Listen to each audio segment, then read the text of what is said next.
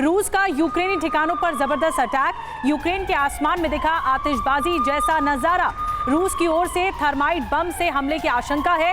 Russian army ने Ukraine के कई ठिकानों पर बमबारी की है।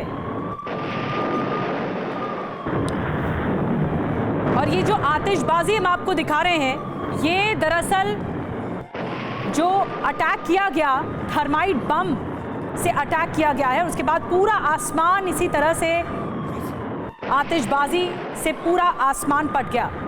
ये सबसे नया वीडियो है। आग, ऐसा लग रहा है आसमान से आग बरस रही है। और थर्माइट बम के बारे में हम आपको बताने जा रहे हैं जिसका इस्तेमाल किया गया है। ये सबसे नया वीडियो सामने आया और चौंकाता भी है और हैरान करता है कि थर्माइट बम का जो इस्तेमाल किया जा रहा है वो क्यों और कैसे किया जा रहा है और इसका क्या आगे महत्व है। और आइए देखते हैं आखिर ये थर्माइट बम होता क्या है और इससे किस हद तक, जी हाँ, किस हद तक नुकसान की आशंका रहती है। आपको बताते हैं थर्माइट बम क्या ये मौत की आग है जो कि आसमान से बरस रही थी। थर्माइट मेटल पाउडर और मेटल ऑक्साइड के मिक्सचर से बनता है। इसके अलावा थर्माइट से निकली एक चिंगारी भी बड़ी आग में तब्दील हो जाती है। एक और इससे जुड़ी बड़ी बात यह है कि इसके केमिकल का तापमान 2400 डिग्री सेल्सियस तक हो सकता है। और आगे आपको बताएं कि इतना गर्म होता है ये कि स्टील और कंक्रीट पिघला सकता है। थर्माइट बम शरीर पर गिर जाए तो भेदता हुआ हड्डियों तक पहुंच सकता है थर्माइट बम, और इससे तुरंत मौत के बजाय इंसान गंभीर रूप से जख्मी हो जाता है, घायल हो जाता है। दूसरे विश्व युद्ध में, सेकेंड वर्ल्ड वॉर में हिटलर ने थर्माइट बम का इस्तेमाल किया था और उसके बाद ये नजारा सामने आया है। रविंदर जी, मैं आपके पास आ रही हूं।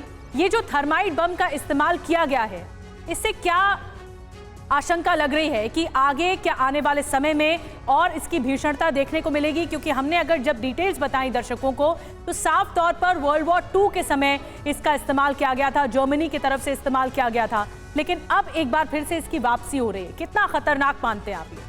Thank you very much. देखिए, इस खबर को देखे मुझे याद आ रहा है कि समझ आ रहा है कि इस वॉर में पिछले 12-14 महीना से बीच बीच में कुछ ऐसे बॉम्ब्स या वेपन्स इस्तेमाल होते हैं जो बड़े अननोन से होते हैं और पुराने होते हैं। आपको याद होगा करीब 6 महीने पहले बात आ रही थी बटरफ्लाई बॉम्ब्स रशिया ने यूज करे, जो कि एक बम था, उसे छोटी छोटी कील विद डार्ट निकलती थी, मारती थी।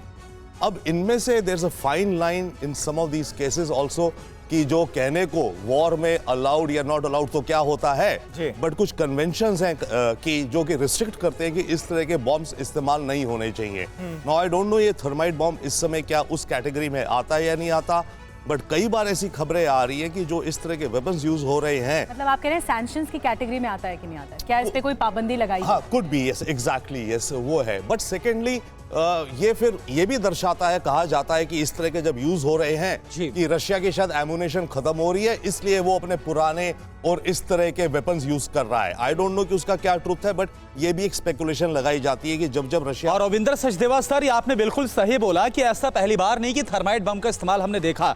यूक्रेन के इस वॉर जोन में इससे पहले भी हुआ है और ऐसा लग रहा है कि रूस बीच बीच में वेस्टर्न फोर्सेस को बताने की कोशिश कर रहा है कि उसकी ताकत क्या है।